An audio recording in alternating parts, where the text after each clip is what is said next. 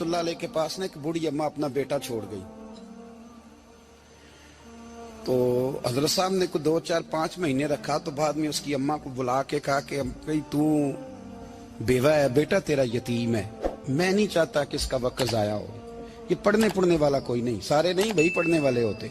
اب یہاں علماء بیٹھے ہیں, میں بے ادب بھی نہ ہو جاؤں. کچھ پورے 8 سال لگا کے بھی آ جاتے ہیں, سند بھی ان کے پاس ہوتی ہے. ناراض نہ ہو جانا, یہ تو سب اچھے لوگ ہیں. سند ہوتی ہے پر پتہ پوتا کوئی نہیں ہوتا. یہ اعلیٰ حضرت نے لکھی ہے بات. سند ہوتی ہے, پوری ڈگری ہوتی ہے, اس پہ کئی لوگوں کے سائن بھی ہوتے ہیں. تو بہت سارے طالب علم ایسے ہوتے ہیں جو مدارس میں کہتے ہیں میں فاضل فلاں ہوں, لیکن کوئی شے پاس. تو مولانا سردار احمد صاحب محدث اعظم پاکستان رحمۃ اللہ علیہ اس بوڑھی کو کہنے لگے تیرا بیٹا کند دینا ہے, پڑھنا پڑھانا اس نے کچھ بھی نہیں, تو یتیم بچہ ہے, کل کو تو کہے گی کہ میرے بیٹے نے وقت ضائع کیا تو واپس لے جا. بوڑھی اماں رونے لگ گئی, کہنے لگی میں پڑھانے تو نہیں لائی تھی, میں تو آپ کو رب کا ولی سمجھتی ہوں, میں تو نوکری کرانے لائی تھی. نوکری. حضرت انس بن مالک کہتے ہیں میری اماں بھی حضور کی بارگاہ میں دے گئی تھی. حضور کی بارگاہ میں یہ نہیں کہا تھا کہ یا رسول اللہ پڑھا دیں, ہاں میں ذمہ داری سے بات کر رہا ہوں. یہ نہیں کہا تھا حضور مجاہد بنا دیں. یہ تھوڑی کہا تھا کہ یا رسول اللہ صلی اللہ تعالی علیہ وسلم سے مفسر, محدث, محقق, مفتی بنا دیں. حضرت انس کی اماں کہہ گئی تھی سونیا جب تک یہ رہے گا نا آپ کی نوکری کرے گا, یہ گھر کے کام کاج کرے گا, ڈیوٹی کرے گا.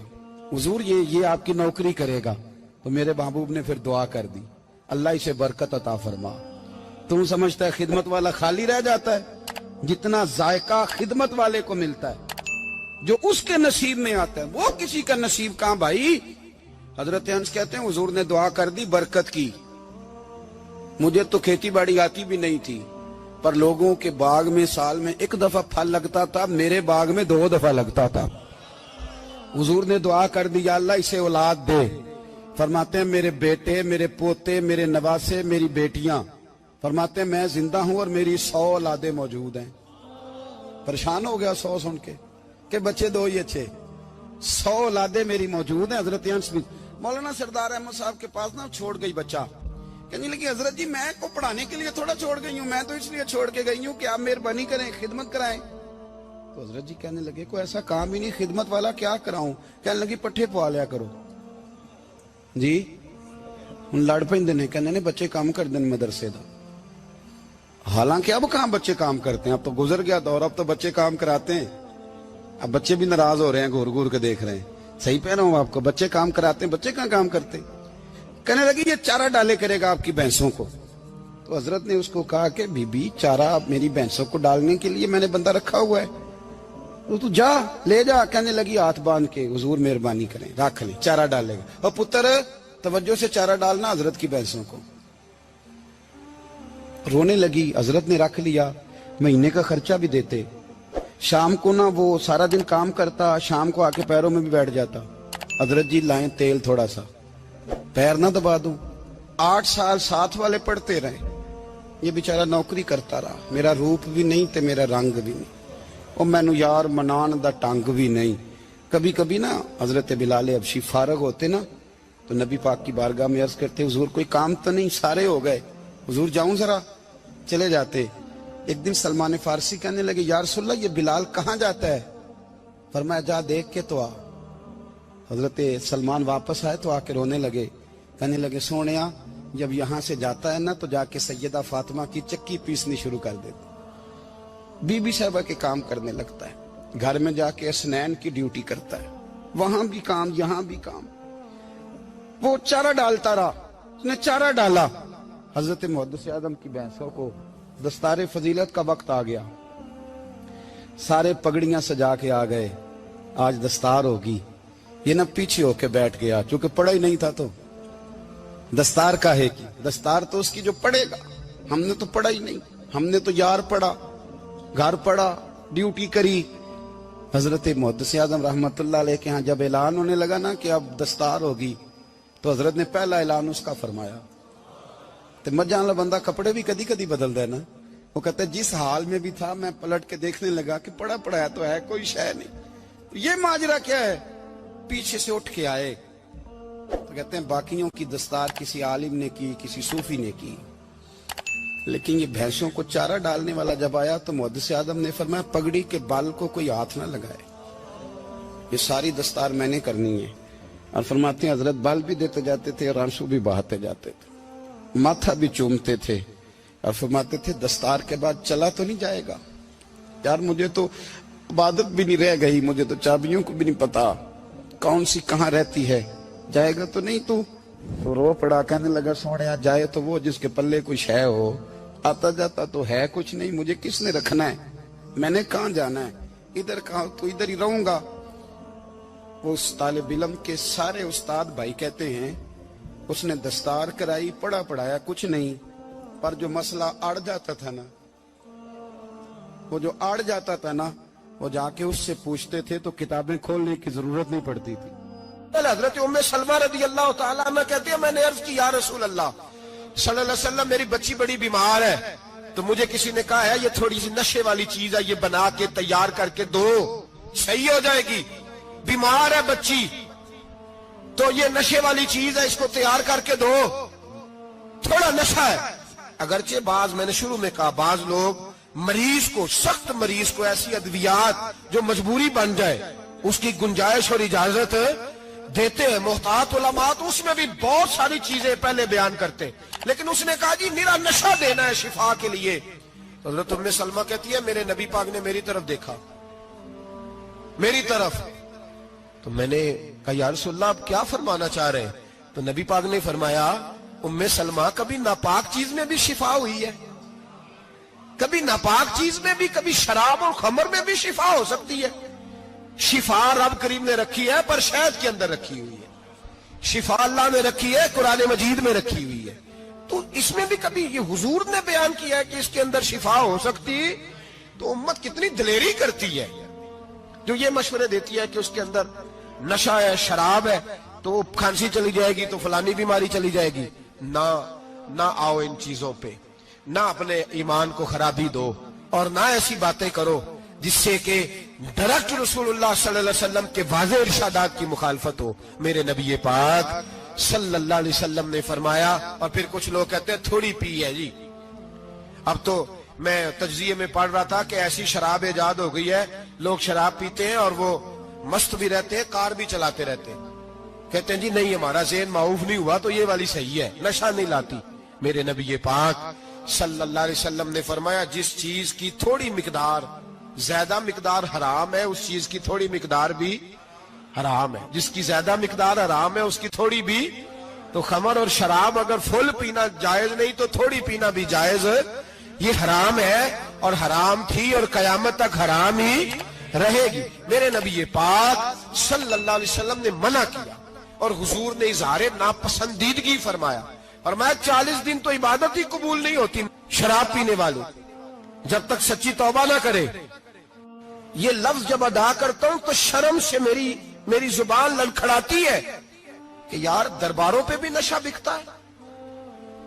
میں یہ بات کر رہا ہوں صوفیاء کا ترجمان, درباروں پہ, مزاروں پہ, اور سجادہ نشینوں تمہیں زمین نگل جائے, آسمان تمہیں لے اڑے, تم پر قہر نازل ہو, تم نے باپ دفن کر کے تو وہاں نشے کا اڈا بنا لیا, ماؤں سے بیٹے چھیننے لگے ہو, عورتوں کے سروں سے کپڑے چھیننے لگے ہو, سہاگ مارنے لگے ہو, بیٹیاں اور بیٹے یتیم کرنے لگے ہو, نشہ بیچتے ہو درباروں اور مزاروں پہ, یہ تماشا لگ گیا. آپ کیسے کروں یہ بات, پر کرنی پڑ رہی ہے, مجبوری ہے, یہ مضمون مکمل نہیں ہو سکتا.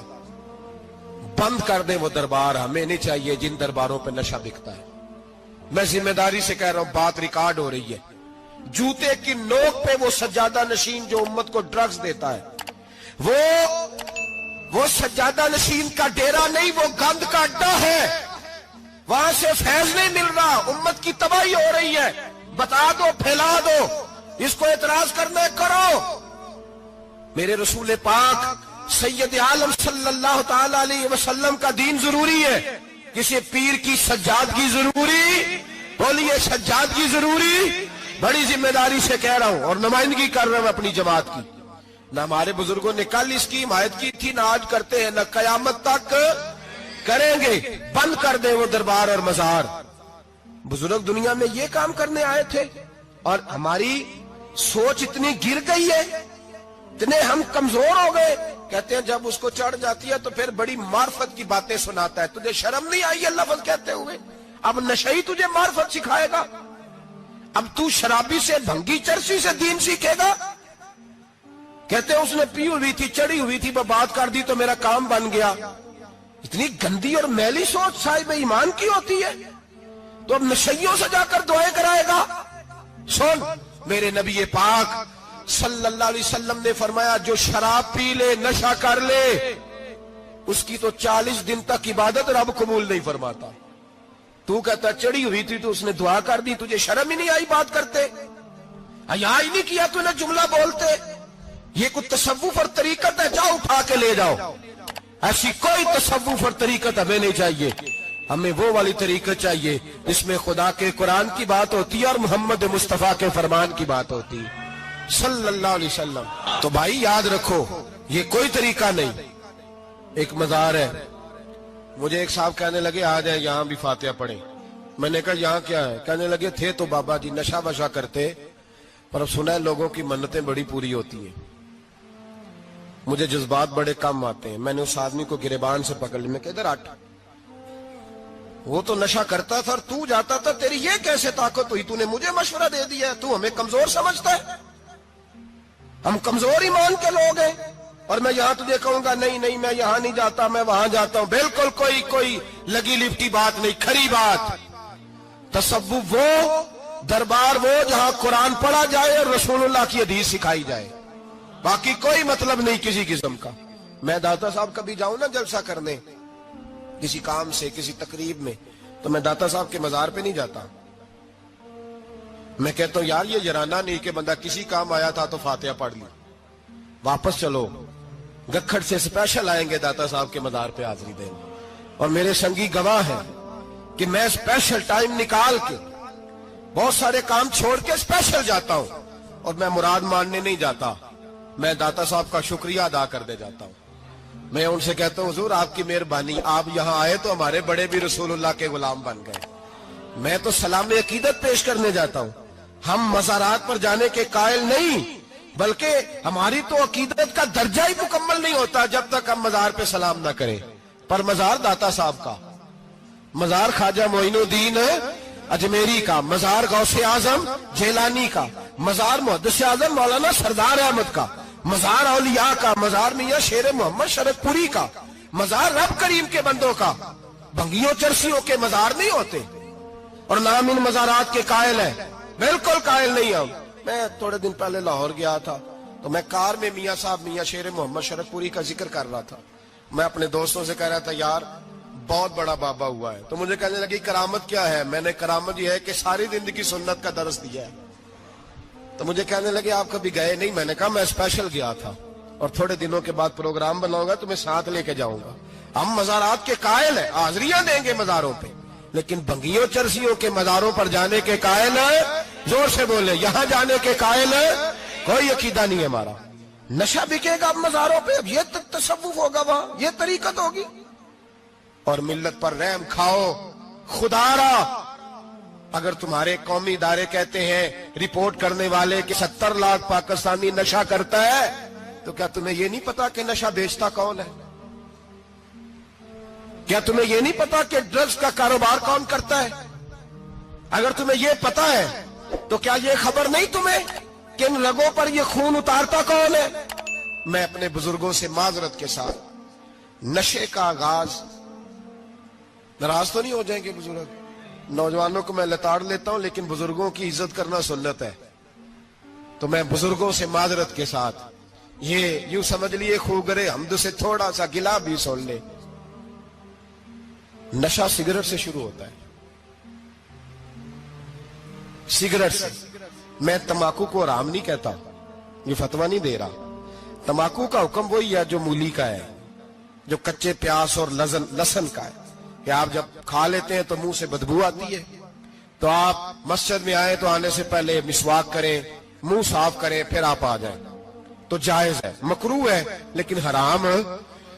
لیکن تمباکو سے آگے جب حالات بڑھتے ہیں، تجزیہ نگاروں نے لکھا ہے کہ ہمارے پنجاب کے کچھ علاقوں میں اب سگریٹ سے نکال کے نا، پہلے بھی بھرتے تھے لوگ اس میں بڑا کچھ، اب پتہ ہے کہ نیا نشہ ایجاد کیا ہے، اب اس کے اندر چرس بھی بھرتے ہیں اور چھپکلی کو مار کے سکھا کے خشک کر کے اس کو پیس کے وہ ساتھ نشے کے ملاتے ہیں، اور اس کا حال یہ ہوتا ہے کہ آدمی کو زیادہ نشہ ہوتا ہے، اور کہتے ہیں وہ اتنا گند ہے کہ وہ آدمی کسی کو دانت بھی لگائے گا تو وہ بندہ بھی بیمار ہو جائے گا۔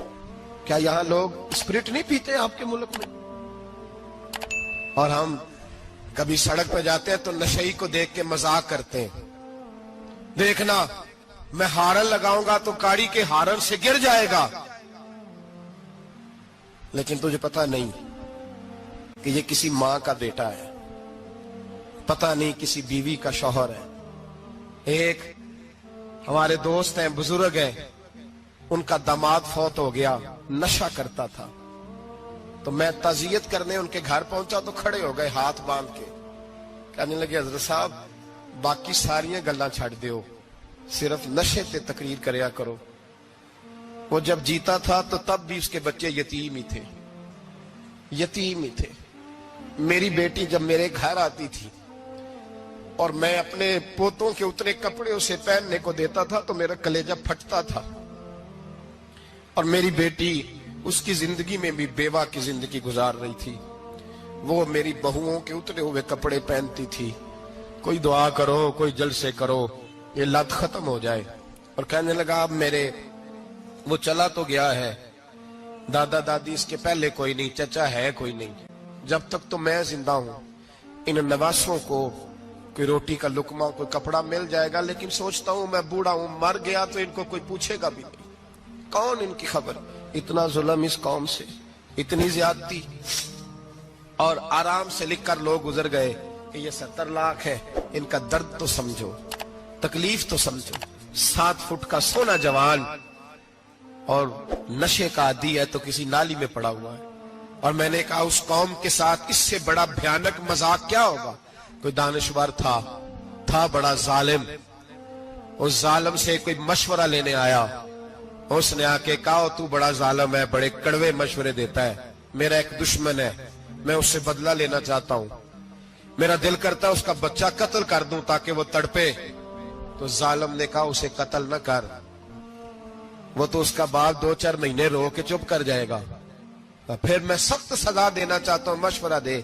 تو اس نے کہا اس کے بچے کو نشے پہ لگا دے، جس کا بچہ نشہ کرے گا وہ باپ روز مرے گا، روز جیے گا، وہ ماں روز مرے جیے گی، نشے پہ لگا دے۔ اس قوم کے ساتھ سب سے بڑا ظلم یہ ہوا کہ ملت کا جوان نشے پہ لگ گیا، ڈرگز پہ لگ گیا، اتنے تباہ حالات ہوئے کہ جوان چڑھتی جوانیاں، اماں نے کتاب دے کے بھیجا تھا، اور کالج سے واپس آئے تو نشے کے ٹیکے ہاتھوں میں پکڑے ہوئے، ٹیکے۔ اور آپ کے اس ملک کے اسلام آباد میں ایک دن میڈیا نے وہ خبر بھی وائرل کی اور وہ چیز بھی دکھائی لوگوں کو، 3 مہینے کا بچہ لے کے نشئی سڑک پہ آ گیا، اس نے کہا میرا نشہ ختم ہو گیا، میرا بچہ خرید لو، 2 پڑیاں دے دو۔ تو وہاں بیبیاں جو سن رہی تھی وہ بھی چیخے مار کے رو رہی تھی۔ یہ ظلم کیا اس قوم کے ساتھ، اور کرپشن کی لعنت نے اجازت دی سپلائی کرنے والوں کو کہ گلی گلی بیچے، گلی گلی۔ انہوں نے کچھ تھوڑا ظلم نہیں کیا ان حکمرانوں نے، اور ہماری اپوزیشن اس کو نہ صرف اتنا پتا ہے کہ یہ جائیں اور ہم آئیں، اس سے زیادہ کوئی غرض نہیں۔ بھائی کرپشن کے خلاف نکلے ہو تم، نشے کے خلاف کس دن نکلو گے؟ جوئے کے خلاف کس دن؟ قوم تو مر رہی ہے نشے سے، اس کے خلاف میدان میں کب آؤ گے؟ صرف اتنا ہے کہ یہ جائیں اور ہماری باری آئے، اس سے زیادہ کچھ نہیں۔ جتنے مجرم وہ ہیں اتنے ہی تم بنتے جاؤ۔